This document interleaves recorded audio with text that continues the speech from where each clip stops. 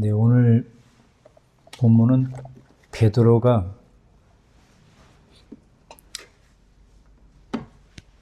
(1장 1절에) 보면 예수 그리스도의 사도 베드로는 본도, 갈라디아, 갑바도기아, 아시아와 비두니아에 흩어진 나그네, 예수 그리스도를 믿기 때문에 핍박으로 인해 여러 곳에 흩어져 있는 주님의 백성들에게 베드로가 서신을 보내는 것이, 이것이 이제 베드로 전서입니다.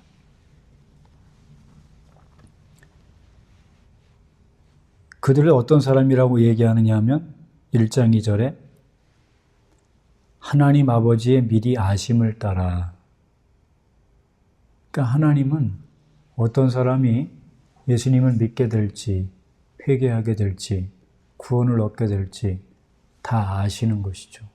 전지하신 분이기 때문에. 그래서 미리 아심을 따라 성령이 거룩하게 하시는 거예요. 그리고 거룩하게 하시는 이유가 뭐냐면 하나님 앞에 순종하는 사람으로 만드시려고 성령이 거룩하게 하신다는 거죠. 그러니까 베드로가 서신을 보내고 있는 이 사람들은 하나님의 미리 아심을 따라 성령님이 거룩하게 하셨고, 그래서 하나님 앞에 순종하는 사람이 되었으며, 그리고 예수 그리스도의 피뿌림을 얻어서 하나님의 자녀가 되었는데 그것은 하나님이 그들을 택하셨기 때문이다 라고 말하는 겁니다. 하나님이 택하셔서 구원받게 하시고 하나님의 사람이 되게 한 그들은 성령을 통해 거룩한 삶을 살도록 하나님이 그렇게 만들어 주신다는 거예요. 그래서 베드로전서는 이렇게 해서 우리가 거룩한 삶을 살아야 됩니다 라고 하는 의무를 말하는 게 아니라 하나님의 은혜와 성령의 역사로 회개하여 거듭나 하나님의 자녀가 되었으므로 이제 거룩한 하나님의 자녀가 되었기 때문에 그 안에 계신 성령님의 인도하심을 쫓아 우리는 이렇게 거룩한 사람이 된다는 것이죠. 그래서 13절을 보면 이렇게 너희가 하나님의 은혜로 거듭나 영원한 하나님 나라에 들어갈 수 있는 사람들이 되었기 때문에 그러므로 너희 마음의 허리를 동이고 근신하라, 정신을 차리라는 거죠. 그리고 예수님이 나타나실 때에 너희에게 가져다 주실 은혜를 온전히 바랄지어다. 예수님이 승천하시면서 내가 곧 오겠다라고 하는 말씀을 직접 들은 베드로는 본인이 살고 있는 시대에 예수님이 오실 수 있다라는 그런 생각을 가지고 살았습니다. 그래서 예수님이 다시 재림하실 그때에 너희에게 은혜를 가져다 줄 텐데 그걸 바라라 하는 거예요. 모든 것이 은혜입니다. 복음을 듣게 되는 것도 은혜고, 복음을 듣고 죄인인 걸 깨닫는 것도 은혜고, 성령을 통해 거듭나서 거룩한 하나님의 사람으로 살아가는 것도 은혜죠. 그리고 예수님이 다시 오셔서 우리를 주님이 계신 그곳으로 끌어올려 가주시는 그런 역사도 역시 다 은혜라는 거예요. 그래서 그 은혜를 온전히 바라라. 예수님이 승천하신 지 얼마 되지 않았던 그 시점에 쓴 이 베드로 전서, 그때 베드로가 이 서신을 쓰면서도 예수님이 곧 오실 테니까 예수님의 재림을 기다리며 예수님이 다시 오실 때 우리를 주님이 계신 그 영원한 하나님 나라로 데려가실 그 은혜를 바라보면서 살라고 말씀했다면, 이 서신이 쓰여진 지 2000년이 지난 지금은 더더군다나 주님이 오시기가 매우 긴박한 그런 상황 아닙니까? 곧 주님이 오셔도 전혀 이상하지 않은 세상을 우리가 살고 있으므로 우리도 그 주님의 은혜를 바라며 살아야 됩니다. 워낙에는 주님이 공중에 오실 때 여기 있는 우리 모두가 변화되어 하나님 나라에 들어가는 그런 은혜를 경험할 수 있기를 바랍니다. 그 은혜를 바라는 거예요. 그러면서 14절에 순종하는 자식처럼 전에 알지 못할 때에 따르던 너희 사욕을 본받지 말아라. 이제 예수님을 믿었기 때문에 우리는 순종하는 자식과 같은 존재가 되었다는 거죠. 그래서 에베소서 2장에는 예수님 믿기 전에 우리는 어떤 사람이었냐? 불순종하는 아들들 가운데 역사하는 영, 마귀를 쫓아 살아가는 사람들이었지만 이제 복음을 통해서 회개하고 예수님 믿어서 하나님의 자녀가 되었으므로 이제는 불순종의 자녀가 아니라 순종하는 자식이 되었기 때문에 더 이상 욕심을 쫓아 살아가는 사람이 되어서는 안 된다. 그리고 내 안에 계신 그분이 더 이상 욕심을 쫓아 살지 않도록 만드신다는 거죠. 그래서 갈라디아서에는 뭐라고 되어 있어요? 성령을 쫓아 행하라. 그러면 육체의 욕심을 이루지 아니하리라. 성령이 내 안에 계셔서 그분의 인도하심을 받아 살아가면 욕심을 쫓아 살지 않게 되는 겁니다. 성령의 역사를 통해서. 자, 이렇게 사욕을 본받지 않고 욕심을 쫓아 살지 않게 되면 그 사람은 어떤 사람이 되는 것이냐? 15절에 오직 너희를 부르신 거룩한 이처럼 너희도 모든 행실에 거룩한 자가 되라. 이렇게 말씀하죠. 그러면서 그렇게 거룩한 자가 되라고 말씀하시는 이유가 뭐냐면 구약의 레위기를 통해서 하나님이 말씀하신 내가 거룩하니 너희도 거룩할지어다 라고 하는 그 말씀에 근거해서 예수님을 믿는 모든 사람들은 그를 불러서 구원하신 하나님과 같은 그런 거룩한 사람으로 살게 된다는 거예요. 여기에 내가 거룩하니 너희도 거룩하라 라고 하는 말은 여러분 성경에도 있다시피 레위기 11장 44절, 19장 2절, 20장 7절 등에 기록된 말씀을 베드로가 이렇게 인용을 하고 있는 거예요. 자, 이 말씀을 우리가 보면 내가 거룩하다. 하나님이 거룩하시기 때문에 하나님을 믿는 사람도 거룩하게 돼야 한다. 이게 명령형으로 보이지만 히브리 원어에서는 이것이 미래형입니다. 내가 거룩하기 때문에 너희들도 거룩하게 될 거야. 너희들도 거룩한 삶을 살게 되는 거야. 거룩하신 하나님이 내 안에 들어오셨으니까 당연히 나도 그 거룩하신 하나님처럼 거룩한 사람이 되어지는 것이죠. 그래서 레위기 19장 2절에 너는 이스라엘 자손의 온 회중에게 말하여 이르라. 너희는 거룩하라. 이는 나 여호와 너희 하나님이 거룩함이니라. 이렇게 말씀해요. 그래서 이것도 미완료로 되어 있는 것이라 이렇게 해석을 하는 게 더 정확합니다. 너희는 거룩하게 될 것이다. 그래서 영어로는 You shall be holy. 너희는 거룩하게 될 것이다. 왜냐하면 거룩하신 하나님이 내 안에 들어오셨으니까 그 거룩하신 하나님이 나를 거룩한 사람이 되도록 만들어 주시는 거예요. 그래서 사실 성경을 제대로 알면 구약은 율법이기 때문에 이렇게 살아야 된다, 그렇게 안 살면 안 된다, 이렇게 명령조로 보이지만 사실은 그렇지 않아요. 하나님이 구원을 시작하셔서 그분이 구원을 이루어 가신다. 우리를 거룩하게 하시기 위해서 구원하셨기 때문에 거룩하신 하나님이 당연히 우리를 거룩한 사람이 되도록 만드시는 겁니다.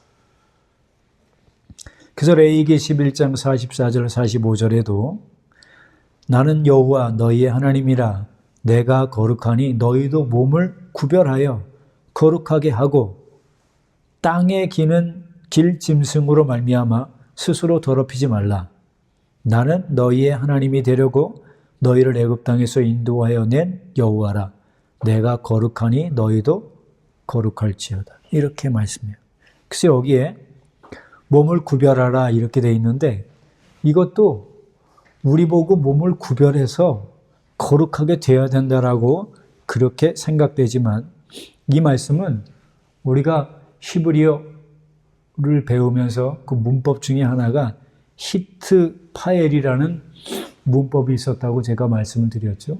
이 히트 파엘이라는 것은 우리가 생각할 때는 제기되면서 내가 내 스스로 하는 것처럼 보이지만 사실은 이것은 내 안에 계신 하나님이 나로 하여금 그걸 하게 하신다는 거예요. 그래서 수동이면서 능동이다 라고 하는 특이한 이 시대가 히트 파엘이에요. 즉 우리 보고 몸을 구별하라 이렇게 말씀하는 것처럼 보이지만 하나님께서 우리로 하여금 구별된 삶을 살도록 만들어 주신다는 거예요. 그래서 이 몸을 구별하라 라고 하는 말도 히브리어로 히트 카데시예요. 그러니까 앞에 거룩하라고 하는 것만 카도시가 아니라 뒤에 구별하라고 하는 이 말씀조차도 하나님 앞에서 다 거룩이라는 거죠. 그러니까 거룩이라는 게 뭐냐? 그게 구별된다 이런 말이죠. 그리고 레위기 20장 26절에도 너희는 나에게 거룩할지어다. 이는 나 여호와가 거룩하고 내가 또 너희를 나의 소유로 삼으려고 너희를 만민 중에서 구별하였다 이렇게 말해요. 하나님이 우리 보고 거룩할지어다 라고 명령하는 것처럼 보이지만 사실 이것은 너희는 내 앞에서 거룩하게 될 거다. 여러분은 이미 예수님의 피로 사심받은 하나님의 자녀가 되었으므로 거룩한 자가 된 것입니다. 그리고 앞으로 성령께서 우리 안에서 계속적으로 그 거룩한 사람이 되도록 만들어 주실 거예요. 그래서 우리가 해야 될 일은 뭐냐면 그 성령님이 우리를 거룩하게 하시는 일에 내 자신을 내어 맡기고 그분이 나를 이끌어 가시도록 하면 우리는 거룩한 사람으로 살게 되는 거예요.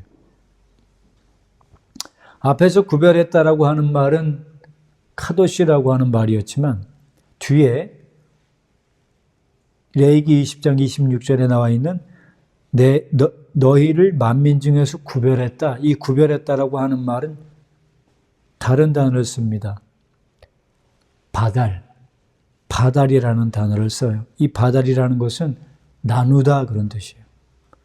그러니까 거룩이라고 하는 것은 나눠진다는 뜻이죠. 그래서 이 바달이라는 것이 처음 쓰인 곳이 어디냐면 하나님이 천지를 창조하실 때 빛과 어둠을 나누실 때 쓰는 말이에요.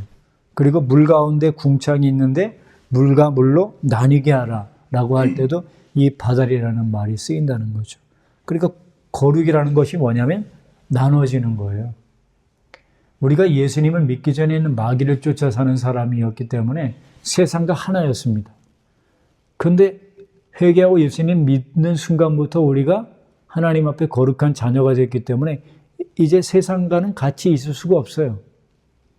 그래서 구별될 수밖에 없는 거예요. 우리가 예수님을 믿는데도 세상과 똑같이 사는 건 그건 거듭났다라고 말할 수가 없어요. 거듭난 사람은 세상 사람들하고 똑같이 생각하고 세상 사람들하고 똑같이 말하고 세상 사람들하고 똑같은 가치관을 가지고 살아갈 수가 없어요. 왜? 구별되었기 때문에. 근데 만약에 예수 믿는다고 말하는데 예수 믿지 않는 사람들하고 똑같은 말과 가치관, 생각을 가지고 산다면 그 사람은 아직 빛 가운데 들어온 게 아니라는 거죠. 같이 어울릴 수가 없습니다. 그게 구별됨이라는 거죠. 그래서 거룩함이라고 하는 건 구별되는 것이고 나눠지는 거예요. 그럼 우리가 왜 거룩한 사람이 되어야 하고 왜 하나님이 우리를 거룩한 사람이 되도록 만드시느냐? 오늘 본문에 나오는 것처럼 15절에 너희를 부르신 거룩한 이처럼 왜 우리가 거룩하게 되고 또 하나님이 우리를 거룩하게 되도록 만드시냐 하면 우리를 부르신 하나님이 거룩하시기 때문이에요. 하나님이 태초부터 사람을 불러서 구원하셨죠. 하나님이 우리를 복음으로 불러주셔서 구원하셨습니다. 그리고 구원받은 우리가 하나님 앞에 거룩한 사람이 되었습니다. 왜냐? 우리를 만드신 하나님, 우리를 구원하신 하나님이 거룩하시기 때문에 우리는 그렇게 거룩한 사람이 될 수밖에 없는 거예요. 그래서 레위기 21장 8절에 너희를 거룩하게 하는 나 여호와는 거룩함이니라. 그러니까 우리 보고 거룩하게 되라고 명령하는 것처럼 보이지만 사실은 하나님이 너희는 거룩하게 될 거야. 그리고 너희가 거룩하게 될 수밖에 없는 이유가 뭐냐면 내가 너희를 거룩하게 만들어 줄 거야. 오늘 이 시간에 우리가 예배 드리는 이유가 뭐냐면 거룩하게 되었기 때문에 예배를 드리는 겁니다. 구별되었기 때문에. 그리고 여기서 예배를 드리면서 하나님 말씀을 들으면서 하나님이 우리를 계속 거룩하게 만들어 가시는 거예요. 말씀을 들으면서 깨달으면서 점점점 거룩해져요. 내 속에 계신 성령님이 나로 하여금 하나님께서 원하시는 그런 거룩한 사람이 되도록 만들어 가시는 거죠. 그리고 레위기 21장 15절에도 나는 그를 거룩하게 하는 여호와다. 제사장을 거룩하게 구별해서 하나님을 섬기도록 만들어 주셨는데 하나님이 그들 보고 너희는 거룩하게 되라고 말씀하실 뿐만 아니라 하나님은 제사장들에게 나는 제사장을 거룩하게 하는 여호와다. 우리 모두가 왕같은 제사장으로 하나님의 자녀가 되었습니다. 그러므로 이제 하나님께서 우리 안에서 우리를 거룩하게 만들어 주실 거예요. 하나님이 우리를 거룩하게 하십니다. 그래서 우리로 하여금 그런 거룩한 사람이 되게 하시고 거룩한 사람이 되어서 하나님께 순종하는 사람이 되게 하시는 거예요. 억지로 순종하는 게 아니라 내 안에 계신 성령님이 나로 하여금 순종하도록 만들어 주신다고요. 레위기서에는 거룩에 대한 말씀들이 참 많이 나오는데 레위기 22장 32절에 보면 너희는 내 성호를 속되게 하지 말라. 나는 이스라엘 자손 중에서 거룩하게 함을 받을 것이니라. 나는 너희를 거룩하게 하는 여호와다. 하나님은 거룩하신 분입니다. 거룩하신 하나님이 우리를 불러서 우리도 거룩한 사람이 되도록 만드시는 겁니다. 오늘 본문에 내가 거룩하니 너희도 거룩할지어다라고 말씀하시면서 그러면 우리가 어떻게 모든 행실에서 거룩한 자가 될까요? 물론 하나님이 우리를 거룩하게 하십니다. 근데 하나님이 우리를 거룩하게 하실 때 누구를 통해서 우리를 거룩하게 하시냐면 예수 그리스도의 구속의 사역을 통해서 우리를 거룩하게 하시는 거예요. 그래서 히브리서 10장 10절에 보면 하나님의 뜻을 따라 예수 그리스도의 몸을 단번에 들이심으로 말미암아 우리가 거룩함을 얻었노라. 예수님을 믿는 순간 우리는 거룩하게 된 겁니다. 내 삶 가운데 나타나는 열매가 혹시나 거룩하지 못한 열매가 있을지 몰라도 그건 옛사람으로부터 나오는 것이고 나는 이미 객관적으로 거룩한 사람이 된 거예요. 그리고 히브리서 10장 14절에도 보면 그가 거룩하게 된 자들을 한 번의 제사로 영원히 온전하게 하셨다. 자, 예수님이 십자가에서 죽고 부활하시는 그 놀라운 사건을 통해서 우리는 거룩하게 되었어요. 그리고 그걸로 끝나는 게 아니라 영원히 온전해졌답니다. 우리 생각을 바꿔야 돼요. 우리는 나중에 이거보다 더 거룩해질 거야. 그리고 나중에 이거보다 내가 더 온전해질 거야. 그게 아니고요. 이미 회개하고 예수님을 믿는 순간 우리는 거룩해졌고 우리는 온전해졌어요. 우리 생각을 바꿔야 됩니다. 우리 삶에 혹시나 거룩하지 못한 모습이 나오고 온전하지 못한 모습이 나온다 할지라도 그건 성경이 말하기를 그건 옛사람이다. 그 옛사람은 예수님과 함께 이미 십자가에 못 박혀 죽었다. 이제는 더 이상 내가 사는 게 아니라 내 안에 그리스도께서 사시기 때문에 우리는 온전한 사람이 되었고 거룩한 사람이 되었으며 그렇기 때문에 우리의 삶은 늘 온전합니다. 그러니까 예수님께서도 말씀하잖아요.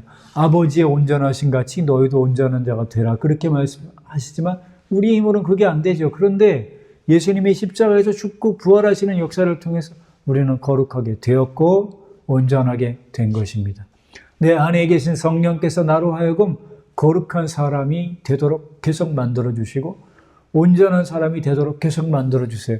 온전하지 못한 부분이 나올 때마다 성령께서 우리를 책망하셔서 그 부분들을 끊어버리고 하나님 앞에 거룩한 삶을 살도록 계속적으로 만들어 가시는 것. 그래서 객관적으로 우리가 하나님 앞에 완전하게 거룩한 사람이 되었습니다. 그러나 주관적으로 우리의 삶에 거룩하지 못한 부분이 나올 때마다 성령이 우리를 그 죄들을 깨닫게 하셔서 그 죄를 버리게 하심으로 점점 거룩하게 만드는 거예요. 그래서 그것이 어려운 말로 점진적 성화라 그래요. 예수님 믿어서 완벽하게 성화가 되었다. 객관적으로. 그러나 주관적으로 우리의 삶에 나타나는 건 완전한 모습들이 아니죠. 그럼에도 불구하고 하나님은 우리 보고 거룩하다고 해요. 근데 그 거룩은 점진적으로 세월이 흐를수록 신앙생활을 하는 연수가 더해갈수록 하나님이 점점 내 안에서 거룩하게 만들어 가시는 거예요. 만약 오래도록 신앙생활하고 오래도록 교회를 다녔는데 거룩한 모습이 나타나지 않는다면 그 사람은 거듭난 게 아니에요. 그 속에 생명이 없기 때문에 변화가 안 나타나는 거라고요. 그러니까 왜 안 변하지? 왜 안 변하지? 당연하죠. 생명이 없으니까. 근데 정말 내 속에 회개한 심령을 따라 회개함으로 성령이 내 안에 계시면 그분은 나를 변화시키게 되어 있어요. 변화되는 속도가 다르고 변화되는 과정이 다를 뿐 반드시 변화되게 되어 있다고요. 만약 변화가 안 나타난다, 그럼 생각해 보셔야 돼요. 내가 거듭난 게 맞나? 나 교회를 오래도록 다니고 있지만 진짜 내 속에 예수님이 계신 게 맞나? 예수님이 안 계시니까 아무리 설교를 들어도 변하지 않는 거예요. 왜? 예수님이 없는데 어떻게 변하겠어요? 교회는 왔다 갔다 하죠. 근데 변한 게 없는 거예요. 왜요? 거듭나지 않았으니까. 그래서 말씀하잖아요. 고린도후서 13장에 너희 속에 그리스도께서 계신 것을 스스로 알지 못하느냐. 스스로 아는 거예요. 내 속에 예수님이 계신지 안 계신지 본인이 안다고요. 그분이 반드시 우리를 거룩하게 하시고 반드시 우리를 온전하게 하십니다. 그래서 히브리서 9장 14절에 영원하신 성령으로 말미암아 흠없는 자기를 하나님께 드린 그리스도의 피가 어찌 너희 양심을 죽은 행실에서 깨끗하게 하고 살아계신 하나님을 섬기게 하지 못하겠느냐. 그리스도의 피를 믿을 때 그 그리스도의 피는 우리의 양심을 깨끗하게 만들어줍니다. 그래서 성령과 우리의 양심이 하나가 되므로 양심에 거리끼는 일을 하지 않도록 만드세요. 그러니까 예수님 믿기 전에도 양심이 있었지만 예수님 믿기 전에 있었던 그 양심은 그냥 세상 사람들이 말하는 도덕적 표준의 양심이에요. 그냥 뭐 나쁜 일 하지 않으면 된다 이런 거죠. 근데 회개하고 예수님 믿으면 겉으로 드러나는 나쁜 행위에 대해서만 책망하시는 게 아니라 절대 겉으로는 드러나지 않죠. 아주 착하게 보이고 아주 거룩하게 보이고 정말 신실한 사람인 것처럼 보이지만 내 속에만 있는 나만 아는 죄악들이 있잖아요. 그리고 어떨 땐 나도 모르는 죄악들이 있잖아요. 하나님이 기뻐하지 않는 옛사람의 모습들이 있지 않습니까? 그게 거듭나게 되면 양심이 깨끗해져서 성령님이 콕콕 찔러주신다고요. 그래서 예수님 믿기 전에는 우리가 지난날에 지은 죄 때문에 회개하며 눈물을 많이 흘리지만 예수님을 믿고 나서도 그렇게 신실한 사람인 것 같은데 회개하며 눈물을 많이 흘려요. 그러면 이러죠. 도대체 저 사람은 무슨 죄를 그렇게 많이 졌길래 맨날 눈물을 흘리나. 근데 아는 거예요. 내 속에 계신 성령님이 조금만 하나님이 기뻐하지 않는 생각이나 말을 해도 그게 가슴이 아파서 울게 되는 거죠. 이게 거듭난 사람의 모습인 거예요. 그래서 예수님 믿기 전에 흘리는 회개의 눈물과 예수님 믿고서 거듭난 다음에 흘리는 눈물은 차원이 다릅니다. 차원이. 눈물의 사람들이 되시길 바라요. 눈물의 사람들이. 뭐 겉으로 드러나는 행실이 깨끗하다고 생각하지만 우리 심령 속에 하나님이 기뻐하지 않은 모습들이 있을 때마다 성령님이 찔러주셔서 거룩한 하나님의 사람으로 만들어주시는 그런 역사가 있기 바랍니다. 예수님의 피로 우리가 거룩하게 됩니다. 그런데 예수님의 피로 거룩하게 되지만 그 예수님의 피가 실제적으로 우리의 삶에 역사하려면 성령님이 역사하셔야 돼요. 그래서 오늘 우리가 읽은 베드로전서 1장 2절에도 성령이 거룩하게 하신다 이렇게 말하죠. 성령님은 우리 속에 오셔서 우리를 거룩하게 만들어 주십니다. 그리고 이전에는 불순종했던 삶을 이제는 순종하는 사람이 되도록 만드시는 거예요. 그래서 억지로 하는 게 아니에요. 성령님이 내 안에서 그렇게 하도록 만드신다고요. 그러니까 우리가 신앙생활을 율법적으로 하는 사람들이 있죠. 기도해야 돼. 성경 읽어야 돼. 예배 열심히 나가야 돼. 뭐 이것도 하고 저것도 해야 돼. 근데 안 되죠. 왜 그럴까요? 내 속에 생명이 없으니까 안 되는 거예요. 근데 생명이 들어가면 배고픈 사람 밥을 찾게 돼 있어요. 그러니까 하나님 말씀을 사모하게 돼 있다고요. 그리고 살아나면 내가 사랑하는 그분하고 얘기하고 싶어서 말이 나오게 돼 있어요. 근데 아직 기도가 안 나온다. 말씀을 사모하는 마음이 없다. 그러면 내 속에 생명이 없는 건지 몰라요. 생명이 있으면 당연히 열매가 나타나게 되어 있다고요. 뭐 성경 읽으세요. 뭐 기도하세요. 뭐 복음을 전하셔야 돼요. 사랑하셔야 돼요. 용서하셔야 돼요. 그렇게 안 살면 안 됩니다. 이런 얘기가 필요가 없는 거예요. 왜? 성령님이 내 안에서 그렇게 살게 하시니까. 그래서 데살로니가후서 2장 13절에 보면 하나님께 감사할 것은 하나님이 처음부터 너희를 택하사 성령의 거룩하게 하심으로 구원하셨다.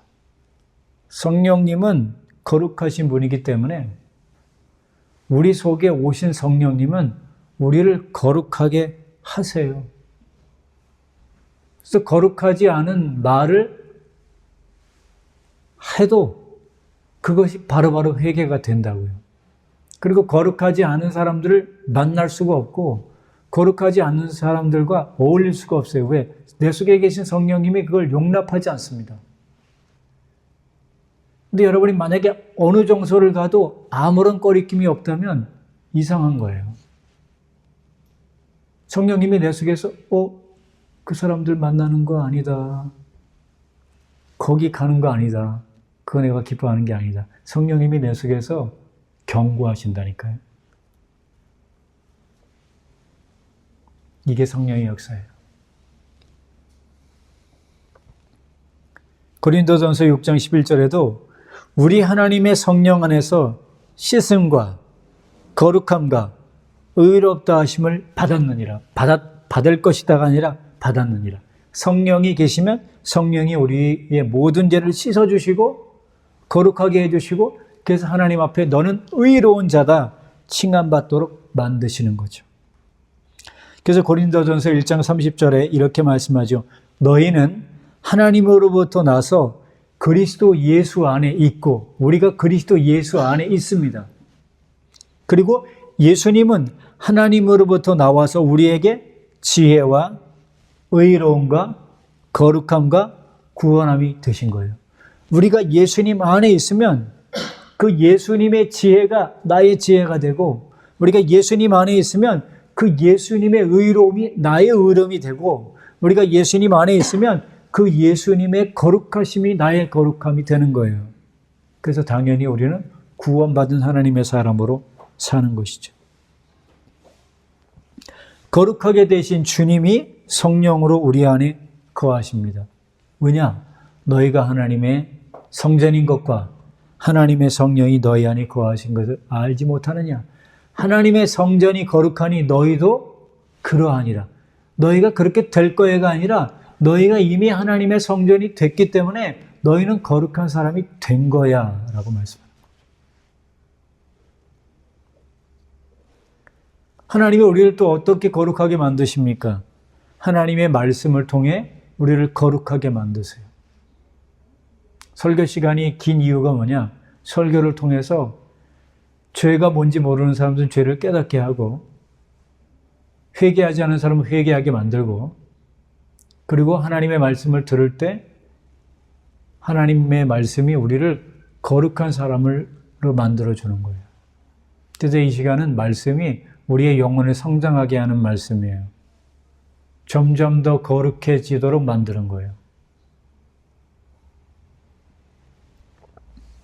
그래서 요한복음 15장 3절로 4절에 너희는 내가 일러준 말로 이미 깨끗하여졌으니 내 안에 거하라.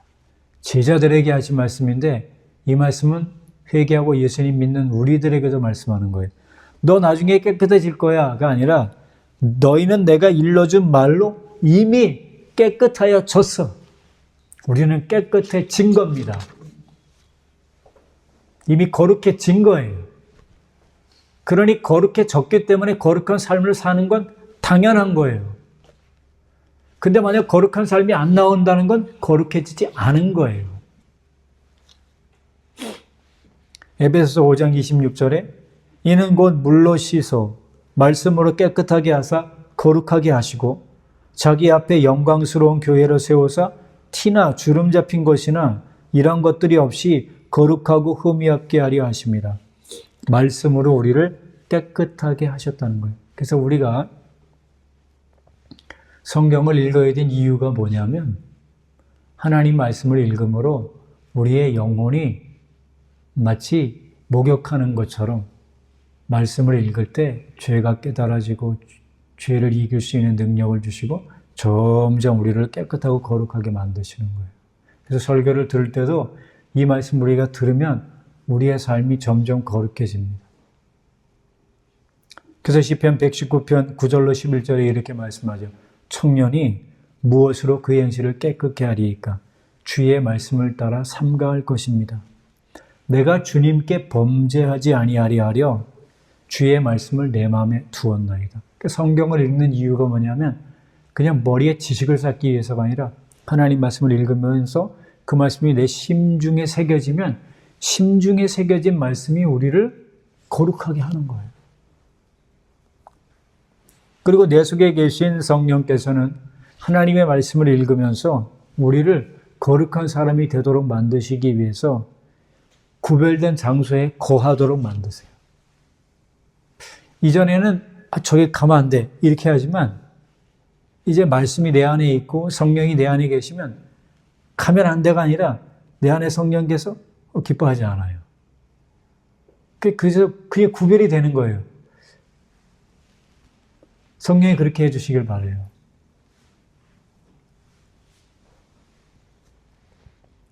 이사야 51장 11절에 보면 너희는 떠날지어다. 너희는 떠날지어다. 거기서 나오고 부정한 것을 만지지 말지어다. 그 가운데서 나올지어다. 여호와의 기구를 매는 자들이여 스스로 정결하게 할지어다. 혹시 어디를 가더라도 성령께서 우리 안에 그렇게 말씀할 수 있어요. 거기 들어가지 마라. 거기 들어가지 마라. 그렇게 말씀하실 수 있어요. 그럼 그 음성에 순종하셔야 됩니다. 그 사람 만나지 마라. 내가 기뻐하는 사람이 아니다. 제가 신혼여행 갔을 때 그때 어메이징 쇼라고 하는 그 쇼가 있다고 해서 그 가이드를 쫓아갔는데 저는 어메이징 쇼라고 하니까 그게 그냥 놀라운 쇼라고만 생각했죠. 근데 들어가 보니까 거기에 있는 분들이 게이, 성전환 수술한 이런 사람들인 거예요. 그런 사람들이 막 쇼를 하는 거예요. 근데 거기에 있을 수가 없는 거예요. 너무 힘들었어요.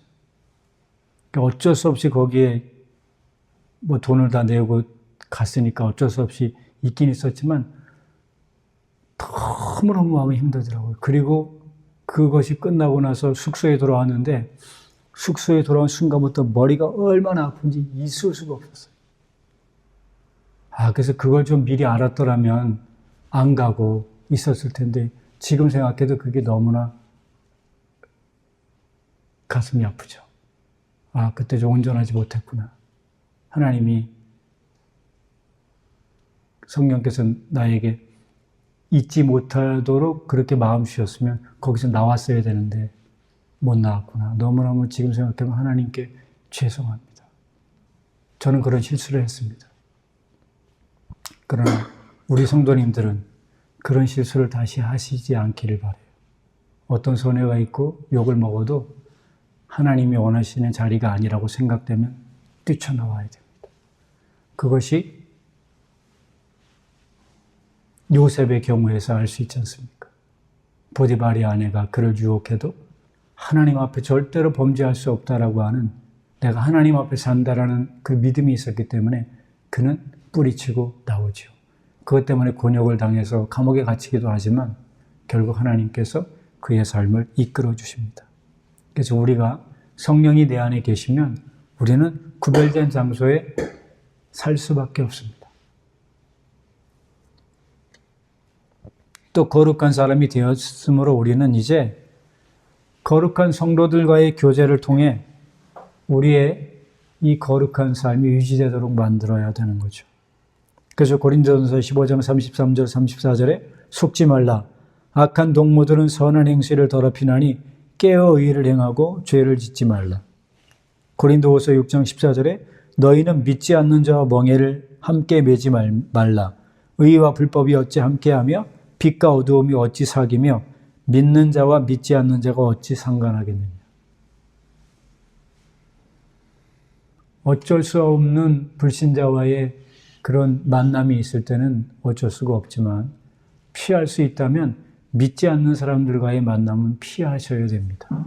그들에게 내가 복음을 전하고자 하는 의도가 아니라면 불신자와의 깊이 있는 사귐은 하나님이 기뻐하지 않아요. 내가 그들에게 영향을 줘서 그들을 변화시킬 만한 능력이 없다면 믿지 않는 자와는 깊이 있는 교제를 하는 게 하나님이 기뻐하지 않습니다.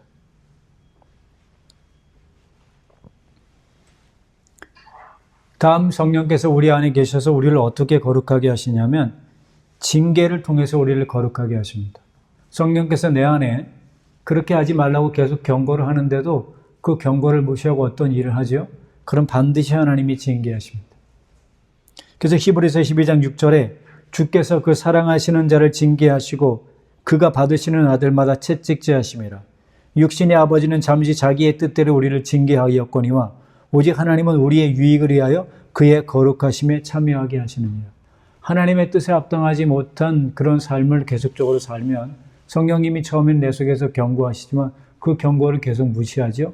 그러면 반드시 하나님이 징계하십니다. 왜? 사랑하기 때문에. 징계가 없으면 진짜 아들이 아닌 거예요. 근데 더 좋은 건 맞지 않고 징계당하지 않고 하나님 앞에 돌아오는 게 가장 좋은 건데 대다수의 저를 포함한 미련한 사람들은 두드려 맞아야 징계를 받아야 돌아오더라고요. 대부분이 그렇습니다. 인간은 그만큼 완고해요. 완악하고.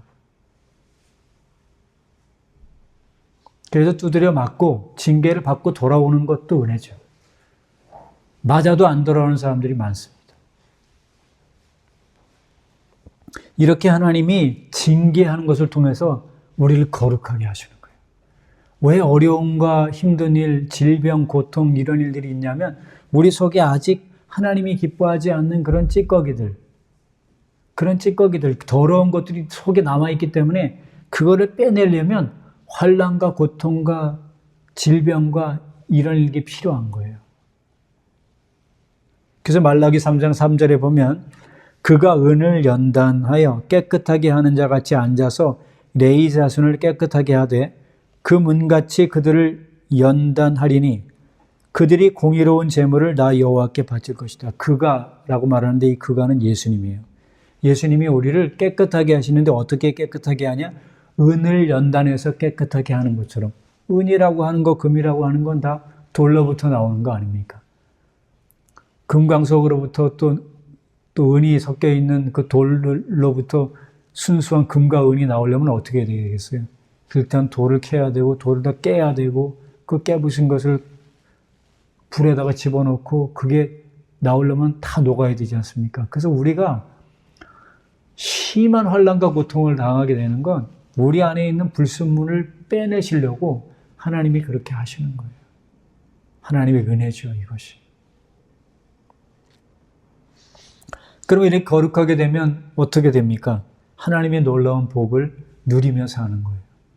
그래서 히브리서 12장 14절에 모든 사람과 더불어 화평함과 거룩함을 따르라. 이것이 없이는 아무도 주를 보지 못하리라. 날마다 우리가 주님을 보는 삶, 주님이 내 안에 역사하는 삶, 그리고 주님이 내 인생 가운데 일하시는 것을 볼 수 있는 그 놀라운 은혜는 내가 하나님 앞에 거룩한 삶을 살도록 만드시는 성령의 역사를 쫓아 살 때 나타나게 되는 겁니다. 그리고 이렇게 거룩한 사람이 되면 하나님이 우리를 귀한 사람으로 들어 사용하십니다. 그래서 디모데후서 2장 21절에 누구든지 이런 것에서 자기를 깨끗하게 하면 귀히 쓰는 그릇이 되어 거룩하고 주인의 쓰심에 합당하며 모든 선한 일에 준비함이 되리라. 모든 사람은 다 쓰임받습니다. 하나님께 쓰임받는 사람이 있고 악한 영, 마귀에게 쓰임받는 사람이 있는 것뿐이지 모든 사람은 쓰임받습니다. 우리가 하나님 앞에 쓰임받는 인생이 되어야 되지 않겠어요? 하나님 앞에 우리 자신을 의의 병기로 쓰임받는 사람이 되려면 깨끗하게 성령님이 우리를 깨끗하게 인도하시는 그 인도하심에 날마다 순종하는 삶을 살아가면 하나님이 우리를 귀하게 사용하는 도구가 될 겁니다. 자, 이렇게 하나님 앞에서 하나님의 자녀의 삶을 살게 해주신 다음 결국 하나님이 우리를 그 영원한 하나님 나라에 가도록 만드십니다. 왜냐하면 하나님 나라는 거룩한 사람만 들어갈 수 있는 곳인데 회개하고 예수님 믿어 성령의 인도함을 받아 살아가는 사람은 모두가 거룩한 사람이 된 것이고 그 사람을 계속적으로 거룩하게 살도록 만들어 주신 다음 이 땅의 삶이 끝나면 영원한 하나님 나라에서 살 수 있게 되는 겁니다. 끝까지 거룩한 삶을 살아갈 수 있도록 성령님이 내 안에서 역사해 주시는 은혜를 구하시기를 바라요. 그래서 요한계시록 22장 11절에는 이런 말씀을 하십니다. 의로운 자는 그대로 의롭고 거룩한 자는 그대로 거룩하게 하고 더러운 자는 그대로 더럽게 하라 그래요. 그 말은 뭐냐면 하나님이 내 자유의지를 가지고 내가 거룩한 삶을 살겠다라고 의지를 드릴 때 하나님이 나를 거룩하게 하는 거고 나는 그냥 거룩하게 사는데 별로 관심 없어. 그러면 하나님이 그렇게 죄악된 삶을 살도록 그냥 내버려 두시는 거예요. 그래서 우리가 하나님 내 속에 오셔서 거룩한 삶을 살게 해주신 성령님 계속적으로 거룩한 삶을 살 수 있도록 저를 붙들어 달라고 마지막 순간까지 붙들어 달라고 기도하며 하나님의 은혜를 구할 때 내 속에 나를 거룩하게 하신 그분이 장차 거룩한 하나님의 사람의 모습을 더 많이 갖게 하셔서 영원한 하나님 나라에 들어가서 그분과 동행하는 그런 역사가 있을 것입니다.